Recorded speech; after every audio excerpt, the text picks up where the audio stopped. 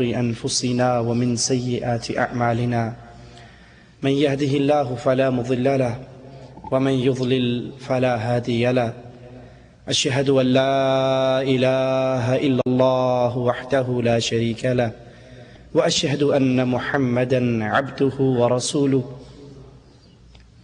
أما بعد أعوذ بالله من الشيطان الرجيم بسم الله الرحمن الرحيم إن الذين يؤذون الله ورسوله لعنهم الله في الدنيا والآخرة وأعد لهم عذابا مهينا.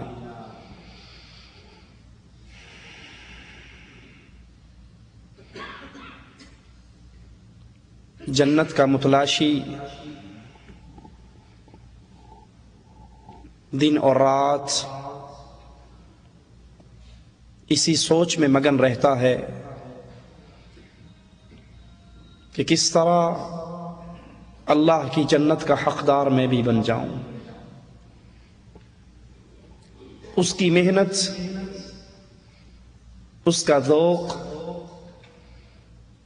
جنت کی طلب، یہ ہر وقت اس کے دل کے اندر جگہ بناتی رہتی ہے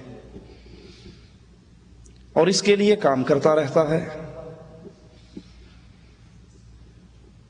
اور جہنم میں جانے والے، جہنم کا ایندھن بننے والے، وہ بھی اپنے سیاہ عملوں کے ساتھ اپنے نامہ اعمال کو سیاہ کر رہے ہیں.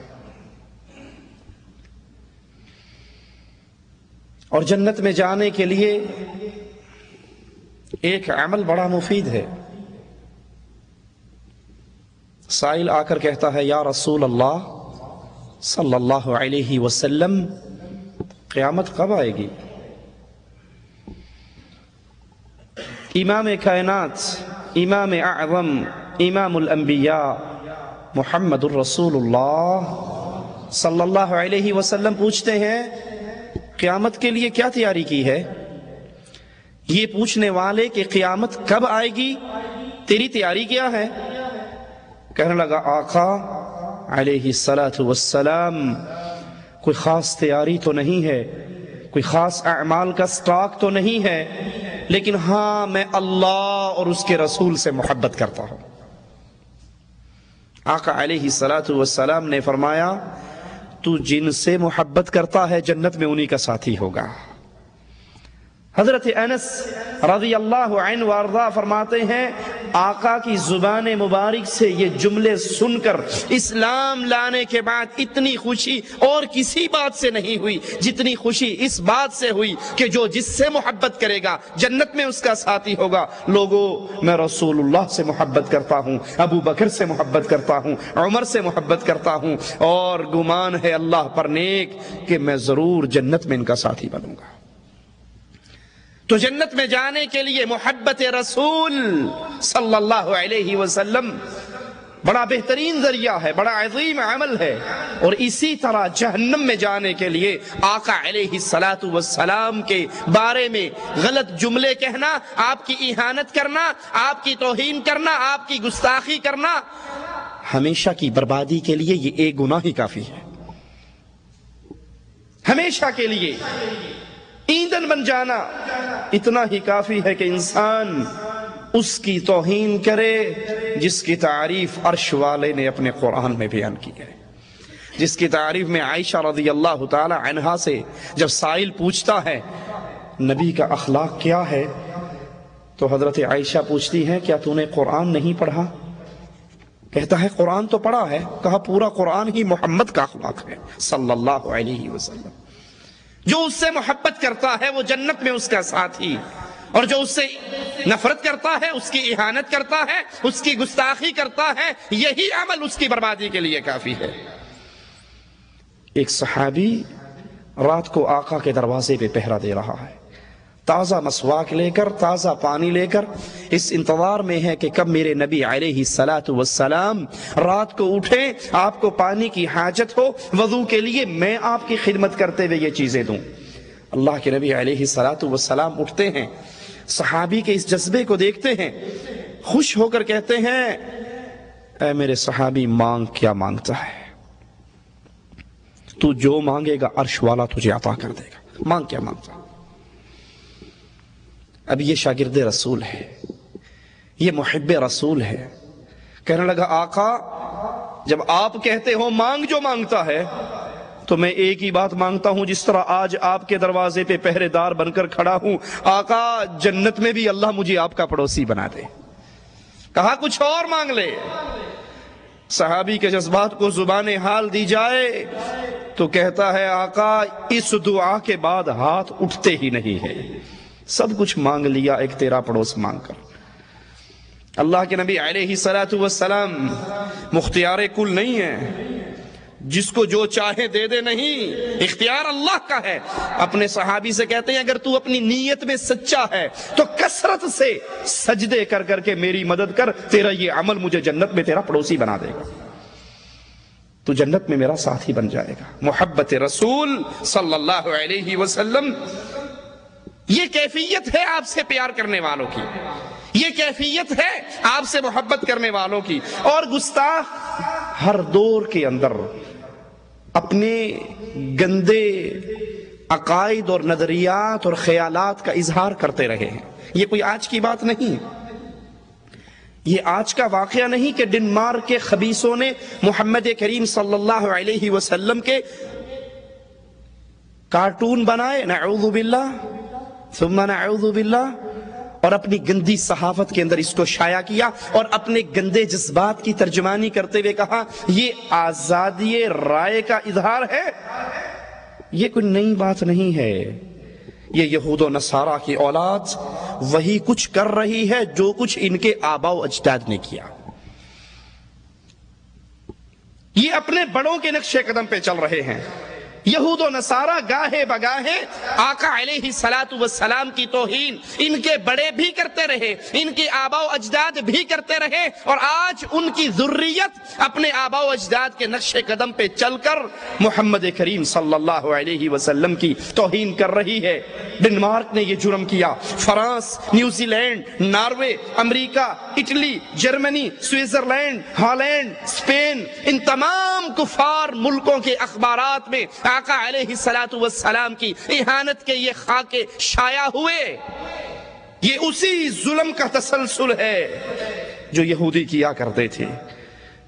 کبھی کوئی یہودیہ آپ علیہ الصلوۃ والسلام کے خلاف اشعار پڑھتی تھی، کبھی زہر والا کھانا لا کے آپ کے سامنے رکھ دیتی تھی۔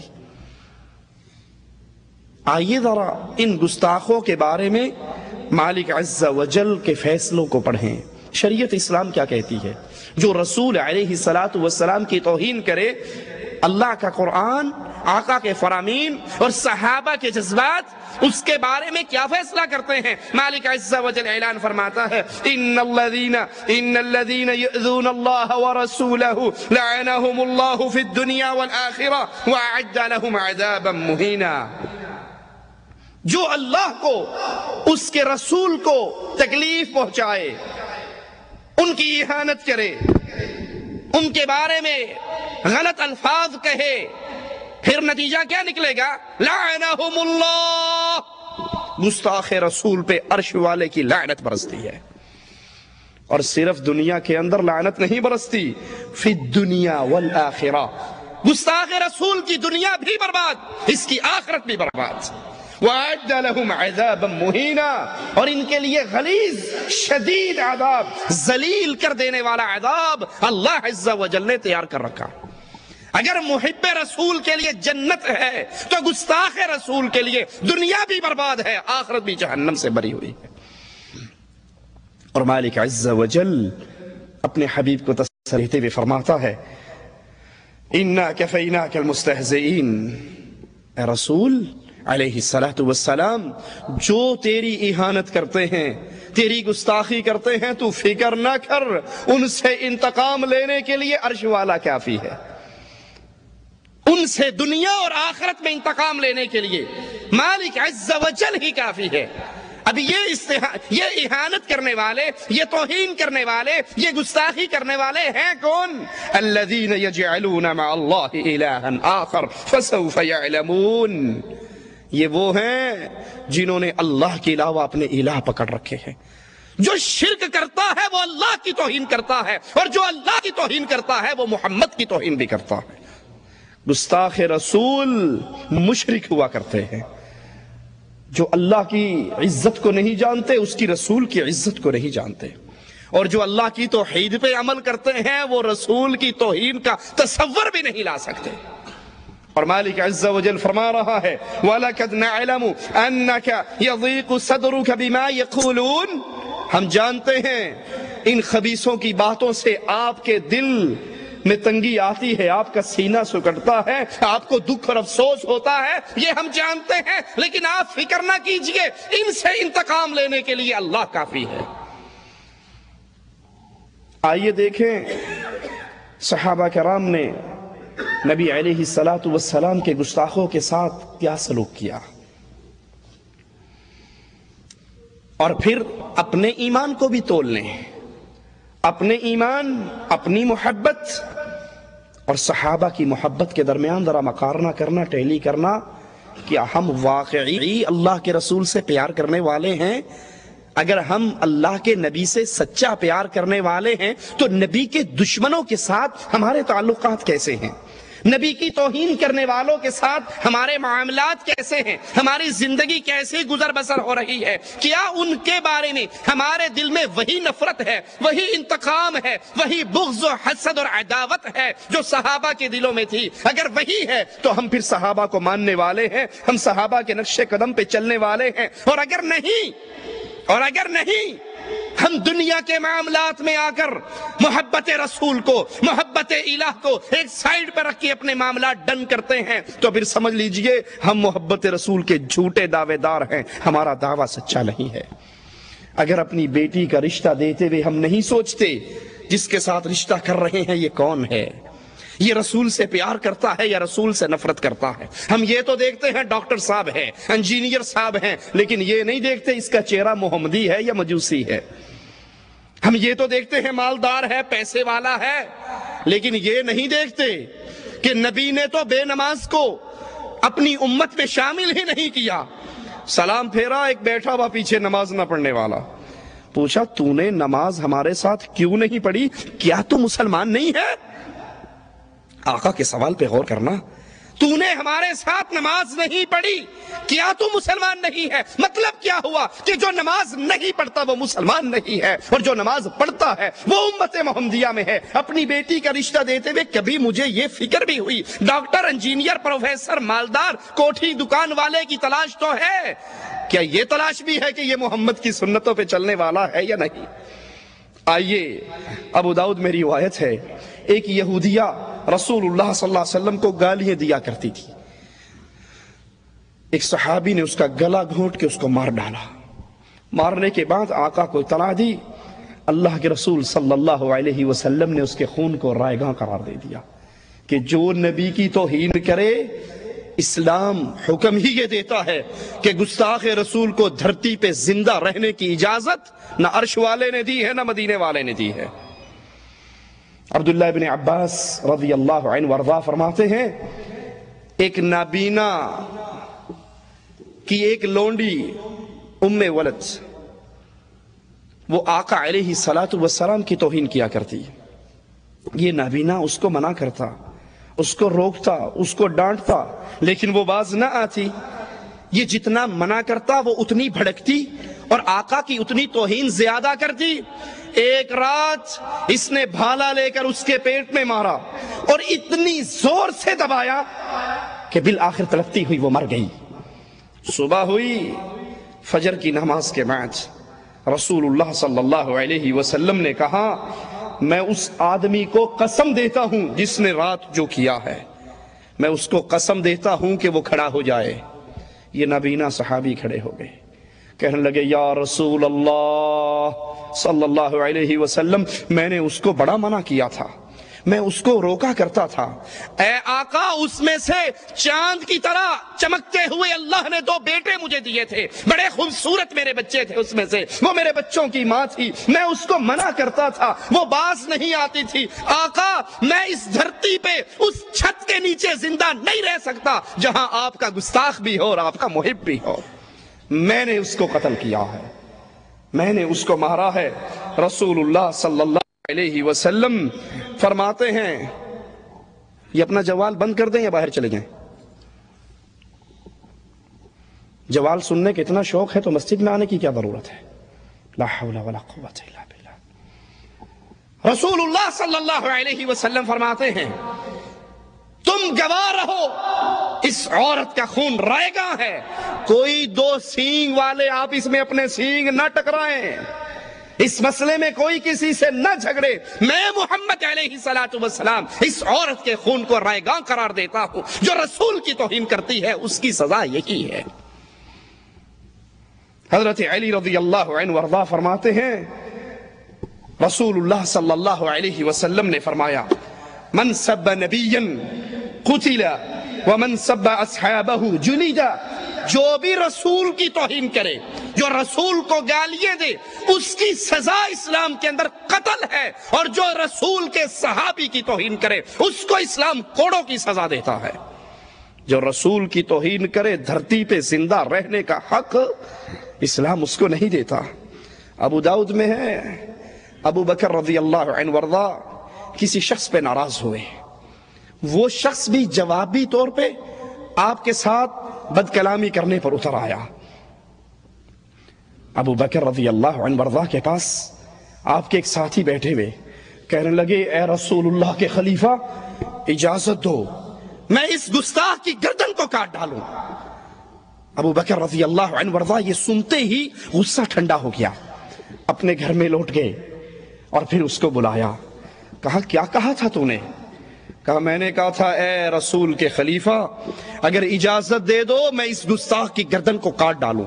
کہا اگر میں تجھے کہتا کہ اس کی گردن کو کاٹ دے کیا واقعی تو کاٹ دیتا؟ کہا اللہ کی قسم جو آپ کے ساتھ بد کلامی کر رہا تھا میں اس کی گردن کو کاٹ ڈالتا۔ جواب میں ابو بکر کہتے ہیں اللہ کی قسم ہرگز نہیں، یہ شان ابو بکر کی نہیں، یہ شان صرف محمد کی تھی صلی اللہ علیہ وسلم، یہ محمد علیہ السلام کی شان تھی کہ جو رسول کے ساتھ بد کلامی کرے اس کو دھرتی پہ زندہ رہنے کا حق نہیں، اسے قتل کر دیا جائے۔ رسول کے بعد یہ شان اور کسی کی نہیں ہے۔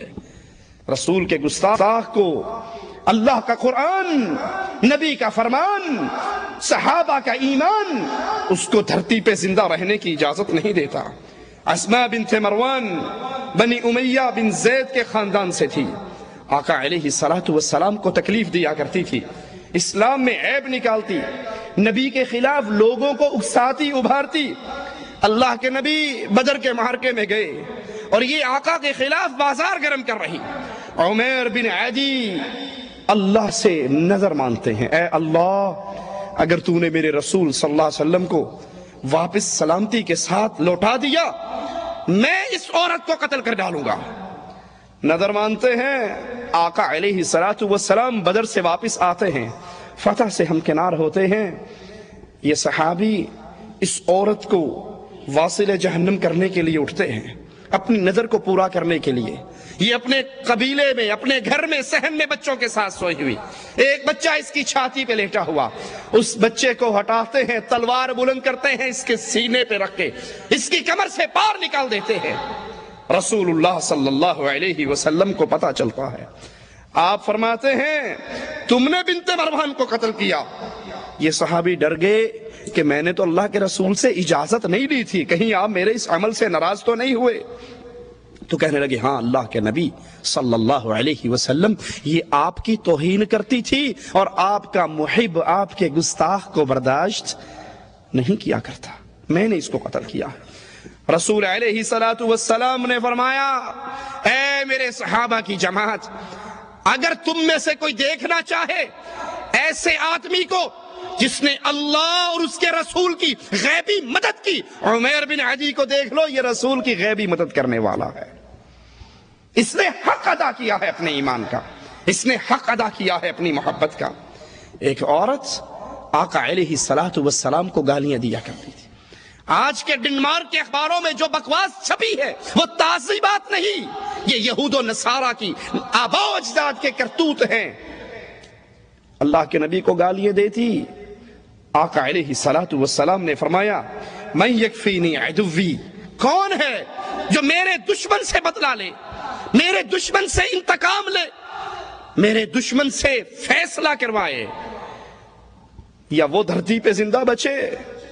میری گستاخی کرنے والا، صحابی کھڑے ہوتے ہیں، خالد ابن ولید کہتے ہیں اللہ کے نبی آپ کے دشمن سے انتقام میں لیتا ہوں، اور جاتے ہیں اس عورت کو قتل کراتے ہیں۔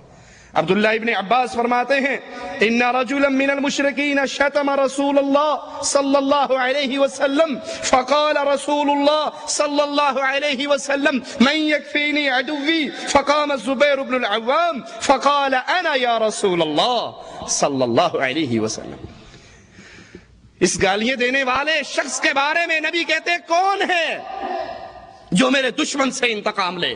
زبیر بن عوام کہتے ہیں یا رسول اللہ صلی اللہ علیہ وسلم یہ خدمت میرے ذمہ لگائیے۔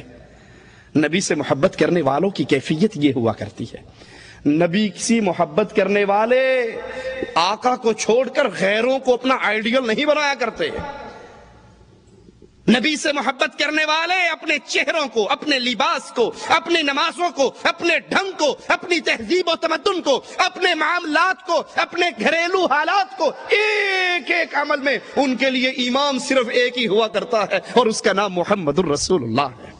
ہر مسئلے میں، زندگی کے ہر معاملے میں، شادی کرنی ہے محمد کی شادی کو دیکھو، نکاح کرنا ہے محمدی نکاح کو دیکھو، کوئی مر گیا ہے تو دیکھو آقا کی بیوی فوت ہوئی تھی، کوئی پیدا ہوا ہے تو دیکھو ابراہیم پیدا ہوئے تھے، تجارت کرنی ہے تو دیکھو خدیجہ کا غلام، خدیجہ کا تاجر خدیجہ کے غلاموں کے ساتھ تجارت کرنے کے لیے نکل رہا ہے۔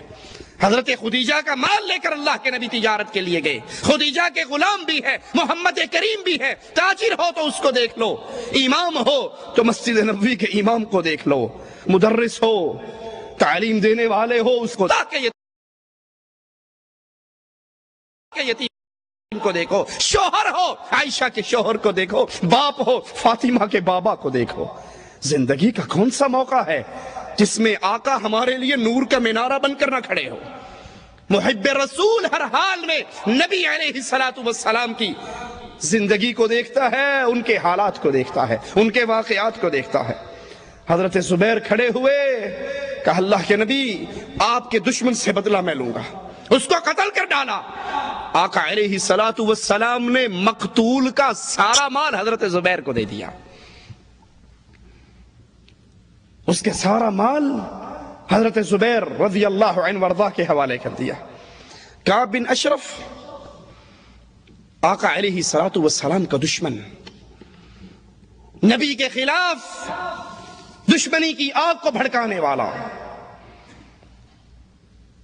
بدر میں جب اللہ کے نبی علیہ السلام کامران واپس لوٹتے ہیں، کامیاب واپس لوٹتے ہیں، کفار کے سرداروں کو جہنم رسید کر کے، اس کے پیٹ میں بڑا مروڑ اٹھتا ہے، یہ بھاگتا ہے مکے والوں کے پاس پہنچتا ہے، خود بھی روتا ہے ان کو بھی رلاتا ہے، مکے کے مرنے والے سرداروں کے لیے اشعار کہتا ہے۔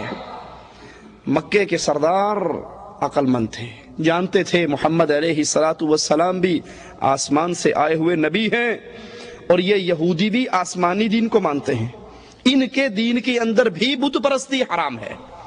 اپنا تزکیہ لینے کے لیے کہتے ہیں کعب بن اشرف ذرا یہ بتاؤ ہم زیادہ حق پر ہیں یا محمد زیادہ حق پر ہے صلی اللہ علیہ وسلم۔ اب یہودی جانتے تھے کہ اللہ کے نبی کا دین سچا، کتاب سچی، شریعت سچی، لیکن غیظ و غضب میں، نفرت میں، عداوت میں، حسد میں آ کر کہتا ہے کہ تمہارا دین بت پرستی والا محمد علیہ السلام کے دین سے زیادہ بہتر ہے۔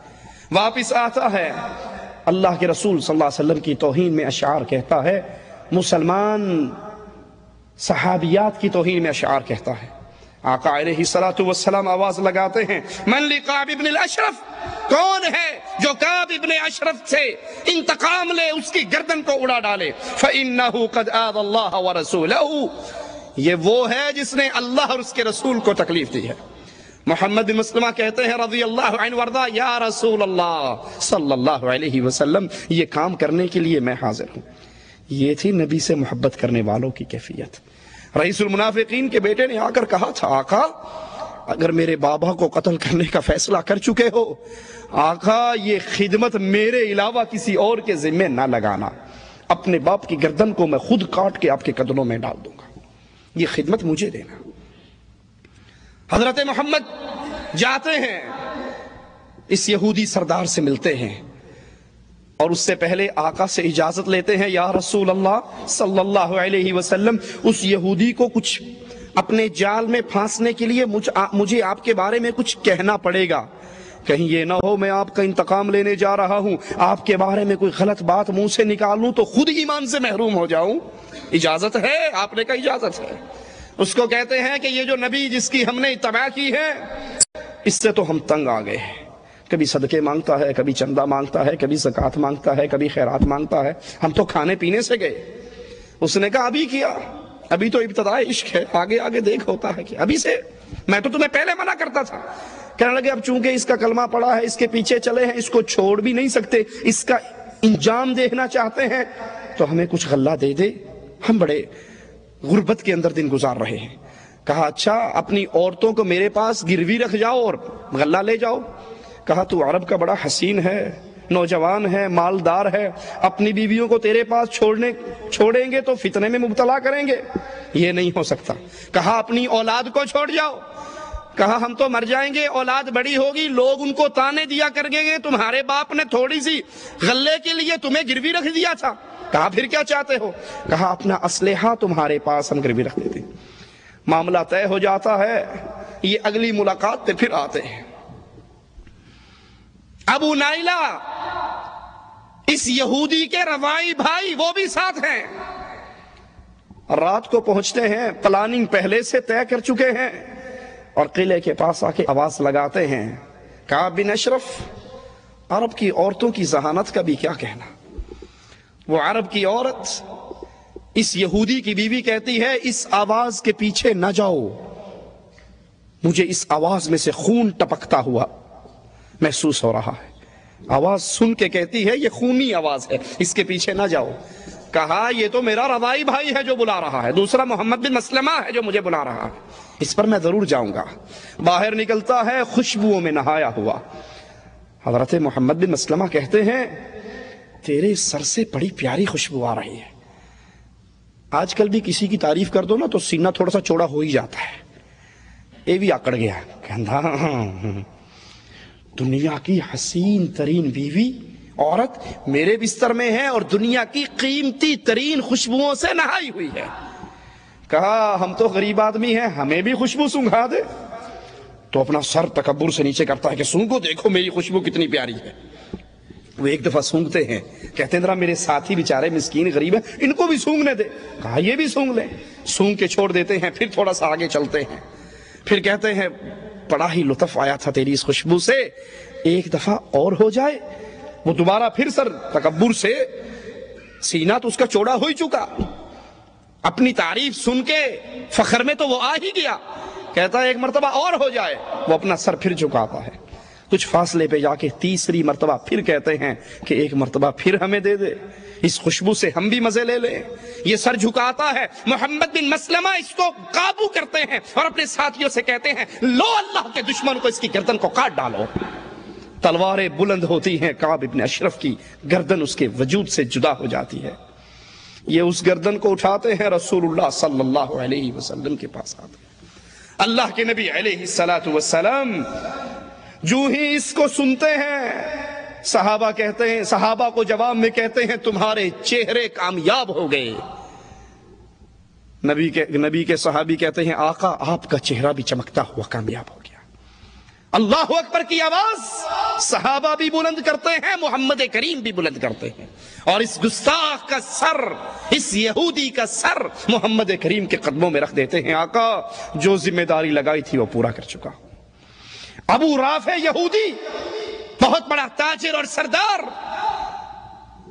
جنگ خندق میں کفار کی مالی مدد کرنے والا، ان کو ابھارنے والا یہی ظالم اللہ کے پیارے حبیب علیہ الصلوۃ والسلام اس سے انتقام لیتے ہیں۔ صحیح بخاری کے اندر حدیث موجود ہے، حضرت براء بن عازب روایت فرماتے ہیں، بعث رسول اللہ صلی اللہ علیہ وسلم الى ابی رافع الیہودی رجالا من الانصار، آپ نے انصاری نوجوانوں کو بھیجا، حضرت عبداللہ کو ان کا امیر بنایا، یہ اپنے قلعے میں رہنے والا۔ وہ جاتے ہیں اپنے ساتھیوں کو ایک جگہ پر روکتے ہیں اور کہتے ہیں میں کوئی حیلہ تلاش کرتا ہوں اس خبیث تک پہنچنے کے لیے، تم یہاں پر انتظار کرو، میں واپس آتا ہوں۔ شام ہو چکی، اندھیرا چھا رہا، لوگ اپنے جانوروں کو لے کر قلعے کے اندر داخل ہو رہے۔ اس صحابی نے چادر لے کر اوڑھ کر ایسے بیٹھ گئے جیسے کوئی قضائے حاجت کے لیے بیٹھتا ہے دروازے کے قریب۔ دربان کہنے لگا او بھلے آدمی، اندر آنا ہے تو آ جا، میں دروازہ بند کر لوں گا، پھر ساری رات باہر پڑا رہے گا۔ تو یہ اپنا جسم چھپا کے، چہرہ چھپا کے داخل ہو جاتے ہیں۔ وہ تالا لگاتا ہے، چابی ایک تاکدان میں رکھتا ہے، یہ صحابی اس کو اچھی طرح دیکھ لیتے ہیں۔ اور جب قصہ گو شعراء ابو رافع کے پاس سے اٹھ کے نکل جاتے ہیں، وہ اپنے محل میں اکیلا ہوتا ہے، یہ صحابی داخل ہوتے ہیں۔ ذرا محبت رسول کا اندازہ کیجئے، جس دروازے کو کھولتے ہیں اندر داخل ہو کے اس کی کنڈی لگا لیتے ہیں۔ کیوں؟ بھاگنے کے لیے دروازہ کھلا رہنا چاہیے نا کہ جلدی بھاگ جاؤں گا۔ دروازہ اس لیے کنڈی لگاتے ہیں کہ اگر اس کو قتل کرنے سے پہلے قلعے والوں کو پتہ لگ گیا تو مجھ تک اس وقت تک وہ نہ پہنچ سکے جب تک اس خبیث کی گردن کو کاٹ نہ ڈالوں۔ بعد میں جو ہوگا دیکھا جائے گا، مجھے اپنی کیا فکر ہے؟ مجھے تو یہ فکر ہے کہ جو کام رسول اللہ صلی اللہ علیہ وسلم نے ذمہ لگایا وہ ادھورا نہ رہے۔ دروازوں کو کھول رہے ہیں، کنڈیاں لگا رہے ہیں، اندر جا رہے ہیں، کنڈیاں لگا رہے ہیں، اور پھر اس کے کمرے میں پہنچتے ہیں جہاں وہ اپنی بیوی کے ساتھ آرام کر رہا ہے۔ اس کا نام لے کے آواز لگاتے ہیں، ابو رافع۔ وہ کہتا ہے کون ہے؟ اس کی آواز کے اوپر تلوار کا وار کرتے ہیں، لیکن وار کامیاب نہیں گزرتا، وہ چیخ لگاتا ہے۔ یہ باہر نکل آتے ہیں، تھوڑی دیر کے بعد پھر آواز بدل کر کہتے ہیں، ابو رافع یہ چیخ کیسی تھی؟ وہ کہتا ہے تیری ماں روئے تجھ پر، ابھی کسی نے مجھ پہ تلوار کا وار کیا، اب جو آواز آتی ہے اس پہ تلوار لگاتے ہیں اور ایسا زبردست وار کرتے ہیں کہ اس کے جسم کو 2 ٹکڑوں میں بدل ڈالتے ہیں۔ واپس آتے ہیں، دروازے کھول رہے ہیں، نکل رہے ہیں، کہتے ہیں میں یہ سمجھا کہ اب زمین آ گئی، لیکن ابھی زمین نہیں آئی تھی، زینہ باقی تھا۔ میں زمین سمجھ کے پاؤں نیچے رکھتا ہوں کہ سیڑھی سے نیچے گر جاتا ہوں، میری پنڈلی ٹوٹ جاتی ہے، میں اپنے کپڑے سے اس کو باندھ لیتا ہوں، قلعے سے باہر نکل کر بھاگتا نہیں ہوں، بلکہ وہاں دیوار کے پاس بیٹھ کے انتظار کرتا ہوں کہ میں اس وقت تک نہیں جاؤں گا جب تک مجھے یہ یقین نہ ہو جائے کہ محمد علیہ السلام کا دشمن قتل ہو چکا ہے۔ فجر ہوتی ہے، ایک یہودی دیوار پہ چڑھ کے اعلان کرتا ہے، میں ابو رافع یہودی کی موت کا اعلان کرتا ہوں۔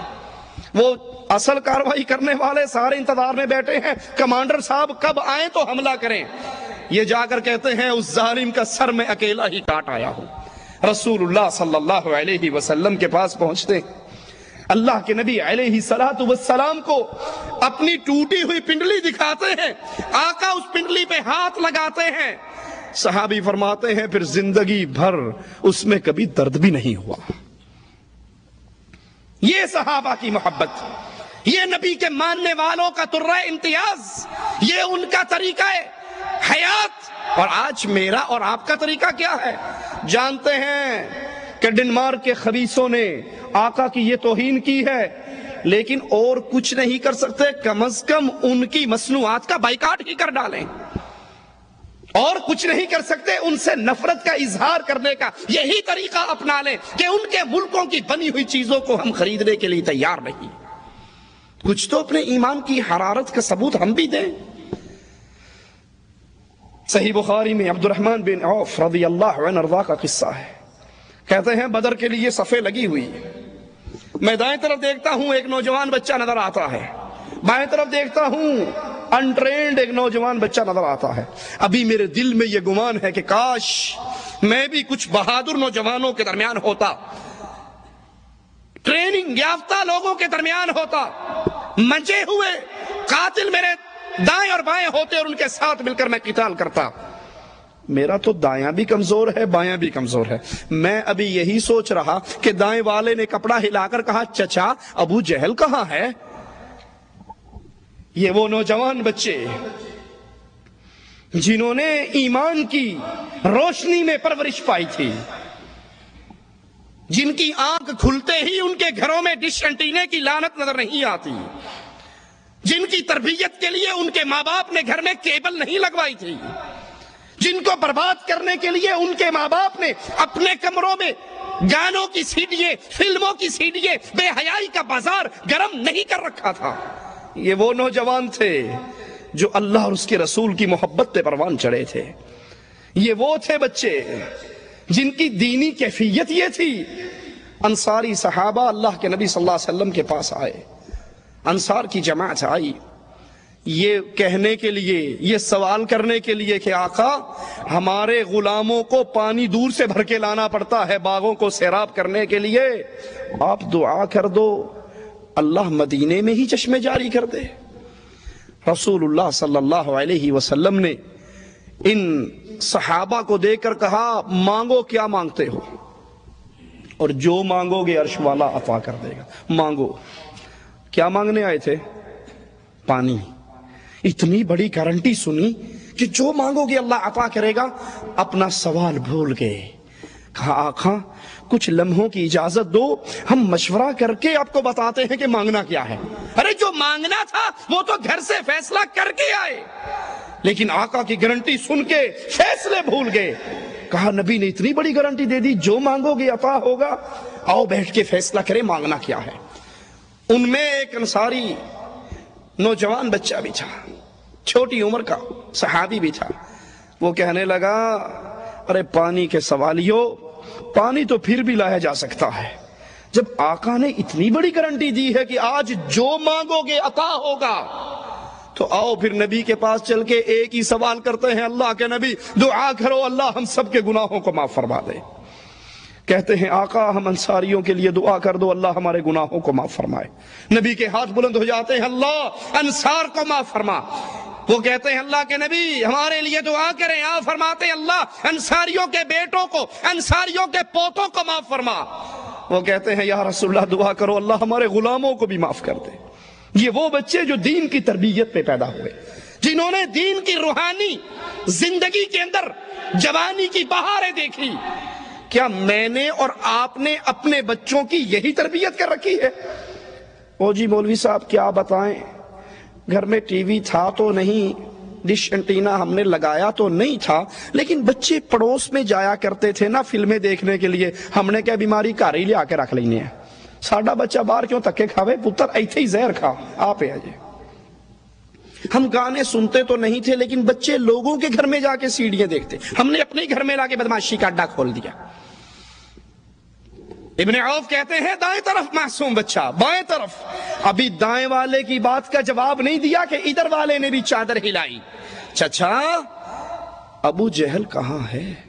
اور جانتے ہو ابو جہل کون تھا اس وقت؟ کفار کی فوج کا کمانڈر ان چیف. کہتے ہیں بھتیجو تم اس کا کیوں پوچھ رہے ہو؟ کہا چچا ہمیں پتہ لگا ہے کہ وہ ہمارے آقا کو گالیاں دیتا ہے، اور آج گھر سے چلتے وقت یہ فیصلہ کر کے آئے تھے یا گستاخ رسول زندہ رہے گا یا ہم زندہ رہیں گے. آج ماں نے یہ پٹی پڑھا کے بھیجا تھا بیٹو یا تم اس دھرتی پہ رہنا یا محمد علیہ السلام کے گستاخ کو زندہ چھوڑنا. چچا آج اس کے قتل کے بغیر ہم گھر نہیں لوٹنے والے. عبد الرحمن کہتے ہیں مجھے ابو جہل چلتا ہوا نظر آیا کفار کی صفوں میں. میں نے کہا بھتیجو جس دشمن کی تلاش میں تھے وہ سامنے ہے. یہ دونوں بچے ایسے لپکے جیسے تیر کمان سے نکلتا ہے، اور اپنی تلواروں سے اس کو لہو لہان کر ڈالا، اور تلواریں لے کر دوڑتے ہوئے رسول اللہ صلی اللہ علیہ وسلم کے پاس پہنچے. ایک آواز لگا رہا ہے اللہ کے نبی آپ کے دشمن کو میں نے قتل کیا. دوسرا کہتا ہے اللہ کے نبی آپ کے دشمن کو میں نے قتل کیا. نبی دیکھتے ہیں دونوں کی ہی تلواروں پہ خون لگا ہے. کہا تم دونوں نے ہی قتل کیا. مسلمانوں کی کیفیت، مسلمانوں کا طرز عمل، مسلمانوں کا سلوک نبی کے گستاخ کے ساتھ یہ ہوا کرتا ہے. اور آقا علیہ الصلوۃ والسلام مکہ کو فتح کرتے ہیں، معافیوں کی بہاریں ہیں، جو آ رہا ہے معاف کر رہے ہیں، لیکن اپنے گستاخ کے بارے میں نبی اس دن بھی، جس دن رحمت سیلاب کی طرح برس رہی تھی، بہ رہی تھی، اس دن بھی آقا کہتے ہیں 6 آدمیوں کا نام لے کر، ان وجدتموہم تحت استار الکعبہ فاقتلوہم، ارے یہ میں ان کے نام لے رہا ہوں، اگر یہ تمہیں کعبے کے پردے کے پیچھے چھپے ہوئے ملے تو وہاں بھی قتل کر دینا۔ اسلام گستاخ رسول سے صرف معافی پسند نہیں کرتے، برداشت نہیں کرتے کہ آج نبی کی توہین کی ہے تو معافی کر لو، معافی مانگ لو، جی ہم سے غلطی ہوگی۔ اور جب مسلمان کمزور ہوں، نبی کے دشمن سے انتقام نہ لے سکیں، تو پھر یاد رکھو اس وقت رب اپنے نبی کے دشمن سے انتقام لیا کرتا ہے۔ صحابہ جنگ کے لیے کفار کے سامنے آتے ہیں، حضرت حسان رضی اللہ عنہ وارضہ روایت فرماتے ہیں، کفار کی فوج میں سے ایک کافر آگے بڑھتا ہے اور رسول اللہ صلی اللہ علیہ وسلم کو گالیاں دینا شروع کر دیتا ہے۔ حضرت حسان باہر نکلتے ہیں اور کہتے ہیں، اے میرے نبی کی توہین کرنے والے، میرا نام حسان ہے، میری ماں کا یہ نام ہے، میرے باپ کا یہ نام ہے، میں فلاں قبیلے سے ہوں، تو میرے رسول کو گالیاں نہ دے، مجھے گالیاں دے لے، میں اپنی توہین کو برداشت کر لوں گا لیکن میں رسول کی گستاخی کو برداشت نہیں کر سکتا۔ اس نے مزید گالیاں دی، صحابی نے پھر منع کیا، اس نے پھر گالیاں دی۔ اب وہ کافروں کی فوج کے سامنے کھڑا ہے، ابھی مارکے کا آغاز نہیں ہوا، لیکن یہ محب رسول توہین رسالت کو برداشت نہ کر سکا، تلوار لی، اس کافر کی طرف دوڑے۔ وہ کافر اپنی فوج کے اندر گھسا، یہ فوج کے ہجوم کو منتشر کرتے ہوئے اس پر حملہ کرتے ہیں، کافر اس صحابی کو گھیر کے شہید کر دیتے ہیں۔ رسول اللہ صلی اللہ علیہ وسلم اعلان فرماتے ہیں، اعجبتم من رجل نصر اللہ ورسولہ، تم اس آدمی پر تعجب کرتے ہو جس نے اللہ اور اس کے رسول کی مدد کی ہے۔ یہ رسول کی مدد میں، یہ رسول کی نصرت میں، یہ آپ کے دشمن کو مارنے کی کوشش میں بھاگنے والا اللہ کے دربار میں شہادت پا جاتا۔ ابو لہب کے بیٹے نے پیارے حبیب علیہ السلام کی توہین کی تھی، آپ کی طرف تھوکا تھا، تو رسول اللہ صلی اللہ علیہ وسلم نے کہا تھا، اللہ اپنے کتوں میں سے ایک کتا محمد کے گستاخ کے اوپر مسلط کر دے۔ یہ شام اپنے باپ کے ساتھ قافلے کے ساتھ نکلا، جہاں پڑاؤ کیا وہاں پر کہنے والوں نے کہا رات کو یہاں سے درندے گزرتے ہیں، یہ درندوں کا گزرگاہ ہے۔ سوچئے ایک جملہ بڑا عجیب ہے، کافر ہے کہنے والا، ابو لہب ہے، کہتا ہے میرے بیٹے کی موت کی بددعا مکے میں محمد رسول صلی اللہ علیہ وسلم نے کی تھی، مکہ میں ہے وہ، اور میں ڈرتا ہوں کہیں وہ بددعا پوری نہ ہو جائے۔ کافر کو نبی کی بات پہ یقین، سوچیے اللہ کے لیے، کافر کو نبی کی بات پہ یقین ہے، مجھے اور آپ کو بھی اللہ کے رسول صلی اللہ علیہ وسلم کی باتوں پر یقین ہے۔ وہ کافر ہے لیکن اسے یقین ہے کہ جو بددعا محمد رسول صلی اللہ علیہ وسلم نے کی تھی وہ پوری نہ ہو جائے، اس کو تو یقین ہے۔ کیا مجھے اور آپ کو بھی یقین ہے؟ ہمیں ڈاکٹر کی بات کا یقین آ جاتا ہے، رسول کی بات پر یقین۔ مثال کے طور پہ کسی شخص کو معدے میں السر ہو اور ڈاکٹر کہہ دے کہ لال مرچیں آپ نے نہیں کھانی، اب اس کی بیگم اگر لال مرچوں والا کھانا بنا کر لے آئے، یہ کھا لے گا؟ سوچئے کھا لے گا یہ؟ کیا وہی پلیٹ بیگم کے منہ پہ نہیں مارے گا؟ کیا اس سے ناراض نہیں ہوگا؟ کیا اس سے جھگڑا نہیں کرے گا؟ ڈاکٹر نے کہا ہے کہ لال مرچیں کھانے سے تمہارا السر بڑھ سکتا ہے، تم مزید بیمار ہو سکتے ہو، تو مجھے مارنا چاہتی ہے؟ جو ڈاکٹر نے کہا ہے اس کے خلاف عمل کرتی ہے۔ سگریٹ پینے والے کو ڈاکٹر کہہ دے جناب کینسر ہو گیا ہے، یہ اور پیو گے تو جلدی نکل جاؤ گے، اب اس کی دنیا منتیں کر لے لیکن وہ سگریٹ پینے کے لیے تیار۔ جس چیز سے ڈاکٹر نے منع کر دیا، آپ بی پی کے پیشنٹ ہو، ہائی بلڈ پریشر ہے آپ کو، نمک کھاؤ گے تو شوٹ کر جائے گا، فالج کا خطرہ ہے، اب یہ زندگی بھر نمک کے قریب نہیں جائے گا، کیوں؟ ڈاکٹر نے کہہ دیا۔ ارے رسول اللہ صلی اللہ علیہ وسلم کی باتوں پر اتنا بھی یقین نہیں جتنا ہمیں ڈاکٹر کی باتوں پہ یقین ہے۔ اللہ کے نبی حکم دیتے ہیں وَاعْفُوا اللِّحَىٰ، داڑھیوں کو معاف کر دو، داڑھیوں کو معاف کر دو، داڑھیوں کو معاف کر دو۔ وَفِّرُوا اللُّحَىٰ، ان کو زیادہ کرو، وَفِّرُوا وَيْكَثِّرُوا، ان کو بڑھاؤ، ان کو زیادہ کرو۔ نبی کا حکم ہے، میں بھی سنتا ہوں، آپ بھی سنتے ہیں، نبی کا حکم ہے من تشبہ بقوم فہو منہم، جو جس قوم کی مشابہت کرتا ہے قیامت کو انہی میں سے اٹھے گا۔ کتنے ہیں ہم میں سے جن کے گھروں کو دیکھو تو یہودی کے گھر اور اس مسلمان کے گھر میں کوئی فرق نظر نہیں آتا؟ کتنے ہیں جن کی تجارت کو دیکھو، کیا کرتے ہو صاحب؟ ہاں جی بینک کے اندر آفیسر ہوں۔ ارے یہ بینک سود کا کاروبار نہیں کرتا؟ ہاں جی مولوی صاحب پیٹ بھی تو پالنا ہے نا، کیا کروں؟ پھلوں کی ریڑی لگا کر غربت کے چٹنی کے ساتھ گزارا کر لے، یہ گزر جائے گی۔ اگر توہین رسالت کرتے ہوئے، رسول کی مخالفت کرتے ہوئے، رسول کے حکموں کو چھوڑتے ہوئے، ان سے ٹکراتے ہوئے زندگی اچھی گزار بھی لی، اگلے جہان میں زندگی کیسی گزرے گی؟ جتنی ڈاکٹروں کی بات پہ ہمیں بھروسے ہوتے ہیں، رسول کی بات پہ اتنا بھروسہ بھی نہیں ہے۔ انا للہ و انا الیہ راجعون۔ اس کافر کو یقین تھا، کہا رسول اللہ صلی اللہ علیہ وسلم نے، محمد الرسول اللہ نے تو ہی دعا کی تھی میرے بچے کی حفاظت کرو۔ کفار نے اپنے اونٹوں کو ابو لہب کے بچے کے گرد بٹھایا اور اس کو اس کے اپنے قافلے کے درمیان سنایا۔ اللہ نے ایک شیر کو بھیجا جو اونٹوں کے دائرے کو توڑتا ہوا آیا، کسی کو کچھ نہیں کہا اور گستاخ رسول کو قتل کر ڈالا، اس کو چیر پھاڑ ڈالا، کیونکہ محمد کریم کے گستاخ کو دھرتی پہ زندہ رہنے کا حق نہیں ہے۔ جانوروں کے ذریعے بھی اللہ عز و جل گستاخ رسول سے انتقام لے لیا کرتا ہے۔ ایک شخص مسلمان ہوتا ہے، عیسائیوں سے اللہ کے نبی کا کاتب بن جاتا ہے، آپ کے لیے وحی لکھتا ہے، پھر مرتد ہو جاتا ہے اور عیسائیوں میں جا کر کہتا ہے رسول اللہ صلی اللہ علیہ وسلم کو کچھ نہیں پتا سوائے ان باتوں کے جو میں نے لکھ کر اس کو بتائی ہے، اور کچھ نہیں جانتا۔ جو میں لکھ کر دیتا رہا وہی پڑھ پڑھ کے لوگوں کو سناتا ہے اور کچھ نہیں جانتا۔ یہ مر جاتا ہے، قبر میں دفن کیا جاتا ہے۔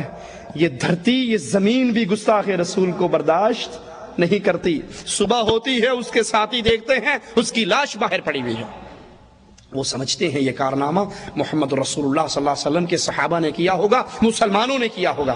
اگلے دن قبر کو اور گہرا کھودتے ہیں اور اس مردے کو دفن کرتے ہیں۔ صبح ہوتی ہے، آتے ہیں، دیکھتے ہیں قبر نے اس کی لاش کو پھر باہر پھینک دیا ہے۔ وہ پھر وہی سمجھتے ہیں کہ یہ مسلمانوں کی کارروائی ہے۔ تیسرے دن اس کو مزید گہرا دفن کرتے ہیں اور مزید زمین میں گڑے مار کر اس کو ڈالتے ہیں۔ صبح ہوتی ہے تو وہ پھر باہر پڑا ہوتا ہے۔ سمجھ جاتے ہیں یہ مسلمانوں کی کارروائی نہیں ہے، یہ توہین رسالت کرنے والے مجرم کی سزا ہے۔ دن مار کے کافروں نے تو آقا علیہ السلام کی توہین کی۔ میری اور آپ کی ذمہ داری کیا ہے؟ کیا اپنے ملکوں میں جلوس نکال کے، ٹائر جلا کے، اپنا منہ اور پڑوسیوں کا منہ کالا کر کے لوگوں کی موٹر سائیکلیں توڑ کے گھر میں آ جائیں؟ یہ ہماری ذمہ داری ہے۔ کفار رسول کی توہین کیوں کر رہا ہے؟ تاکہ مسلمانوں کا رشتہ اپنے رسول سے کمزور ہو جائے، یہ اپنے رسول سے دور ہٹ جائیں، یہ رسول کی تعلیمات سے دور ہٹ جائیں۔ کافر آپ کو جتنا رسول اللہ کی تعلیمات سے دور ہٹاتا ہے، آپ کی ذمہ داری ہے اتنا ہی اپنے رسول سے اپنے رشتے کو مضبوط کر لو۔ نبی کی سیرت کو پڑھو، نبی کی صورت جیسی صورت بناؤ، نبی جیسی زندگی اپناؤ۔ شادی کرنی ہے تو محمدی طریقے پہ کرو۔ نمازی ہے، پرہیزگار ہے، بڑا اچھا ہے، لیکن شادی کرتے ہوئے یہ پہچاننا ناممکن ہو جاتا ہے کہ یہ ہندو کی شادی ہے یا رسول اللہ کے ماننے والے کی شادی ہے۔ میں غلط کہوں تو مجھے ٹوک دینا۔ کیا شادیوں پہ ڈھول نہیں بجتے؟ یہ ڈھول بجانا سنت رسول اللہ ہے یا ہندوؤں کی سنت ہے؟ کیا شادی کے اوپر مہندی کی رسم، ابٹن کی رسم، لڑکی اور لڑکوں کا مخلوط ڈانس، مہندی کی رات دلہن کے گھر سے، دلہے کے گھر سے لڑکیاں نکلتی ہیں ہاتھوں میں تھالی مہندی کی سجائی ہوئی اور دلہن کے گھر میں جا کر ڈانس کرتی ہوئی، اس کو مہندی لگا کر واپس ڈانس کرتی ہوئی نہیں آتی، یہ سنت رسول اللہ ہے؟ آقا تو مسجد سے باہر نکلنے والے صحابہ اور صحابیات کو راستے میں اکٹھا چلتے ہوئے دیکھتے ہیں تو آواز لگاتے ہیں، اے عورتوں تمہیں حق نہیں پہنچتا کہ راستے کے سڑک کے درمیان میں چلو، اور مردوں تم راستے کے درمیان میں چلا کرو، عورتوں تم راستوں کے کناروں پہ چلا کرو۔ راوی حدیث کہتا ہے یہ ایک فرمان سننے کے بعد عورتوں کی یہ کیفیت ہو گئی کہ جب وہ چلتی ان کے کپڑے، ان کے دوپٹے دیواروں کے پتھروں میں اٹک جایا کرتے تھے۔ وہ تو اس اختلاط کو برداشت نہیں کرتے جو مسجد رسول سے نکلا ہے، اور آپ کی اور میری شادی پر پردے کے سارے معاملات ختم کہ آج خوشی کا دن ہے، جو جی چاہتا ہے کرتے ہیں۔ نبی کی نصرت کا طریقہ کیا ہے؟ کفار آپ کو سیرت رسول سے دور کرنا چاہتا ہے، آپ اپنے رشتے کو اور قریبی کیجئے، کافروں سے دشمنی کیجئے، ان کی مصنوعات کا بائیکاٹ کیجئے، ان کی تہذیب کا بائیکاٹ کیجئے، ان کے کردار کا بائیکاٹ کیجئے، ان کے اخلاق کا بائیکاٹ کیجئے۔ اپنے گھروں میں دیکھیے وہ کون سے اعمال ہیں جن کے کرنے سے کافر راضی ہوتا ہے، اور وہ کون سے اعمال ہیں جن کے کرنے سے رسول اللہ کی سنت پہ عمل ہوتا ہے۔ کافروں کے سارے اعمال کو چھوڑ کر اپنے گھر کو محمدی بنائیے، اولاد کو محمدی بنائیے، بیوی کو محمدی رنگ میں رنگیے، ایک ایک عمل میں سیرت رسول صلی اللہ علیہ وسلم کو اپنائیے، اس سیرت کی دعوت دیجیے، کتاب کے ذریعے، کیسٹ کے ذریعے، سی ڈی کے ذریعے پیغام پہنچائیے، اس کو عام کیجیے، تاکہ کفار جتنا رسول اللہ صلی اللہ علیہ وسلم کی توہین کرنا چاہتے ہیں، ہم نبی کی سیرت کو اتنا ہی اجاگر کریں۔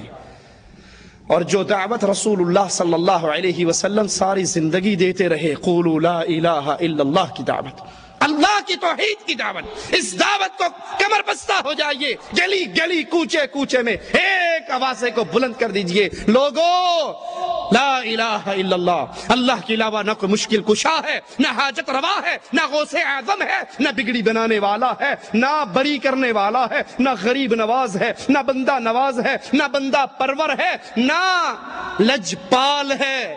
پالنے والا بھی اللہ، کھلانے والا بھی اللہ، پلانے والا بھی اللہ، اولاد دینے والا بھی اللہ۔ جب یہ ساری صفتیں اللہ کی ہیں تو پھر عبادت کے لائق صرف ایک اللہ کی ذات ہے، اس کے علاوہ کسی اور کی عبادت نہیں ہو سکتی۔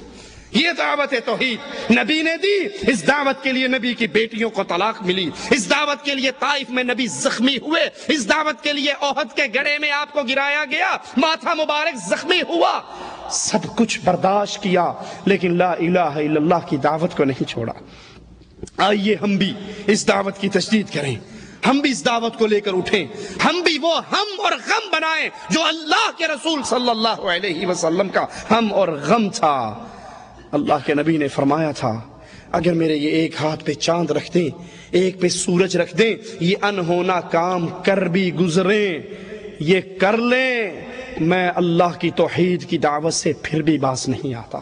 اللہ سے دعا ہے اللہ ہماری خطاؤں کو معاف فرمائے، اللہ ہماری سیاہکاریوں کو معاف فرمائے، اللہ ہمیں توحید پہ قائم اور دائم رکھے، اللہ ہمیں رسول اللہ صلی اللہ علیہ وسلم کی سنت پہ عمل کرنے کی توفیق عطا فرمائے، اللہ ہمیں اپنی نماز، اپنا روزہ، حج، زکوٰۃ، نکاح، طلاق، لباس، گھر بار، تجارت، شادی بیاہ، زندگی کے ہر مسئلے میں اللہ ہمیں محمدی بنائے، محمد کے نقش قدم پہ چلائے صلی اللہ علیہ وسلم، اور اس حال میں موت دے اللہ ہم سے راضی ہو، ہم اپنے اللہ سے راضی ہوں۔ اللہ اے اللہ تجھے تیری اسماء و صفات کا واسطہ ہے مالک، تو ہمیں پیارے حبیب جناب محمد الرسول اللہ صلی اللہ علیہ وسلم کے مبارک ہاتھوں سے حوض کوثر کا جام عطا فرمانا۔ اے اللہ ہمیں ہمارے نبی کے جھنڈے کے نیچے جنت میں ان کا پڑوسی بنا دینا۔ اے اللہ جنت کی سب سے بڑی نعمت تیرے چہرے کا دیدار ہے مولا، اللہ ہمیں ان خوش نصیبوں میں شامل فرما لے جو قیامت کے دن تیرے چہرے کا دیدار کریں گے، جیسے 14ویں کے چمکتے ہوئے چاند کو دیکھنے میں تکلیف نہیں ہوتی۔ تیرے نبی نے بتایا ہے کہ مومن جنت میں اپنے رب کا ایسے ہی دیدار کریں گے۔ اللہم اجعلنا منہم ومعہم وفیہم بعفوک وبمنک وبکرمک۔ اقول قولی ھذا واستغفر اللہ لی ولکم ولسائر المسلمین فاستغفروہ انہ هو الغفور الرحیم۔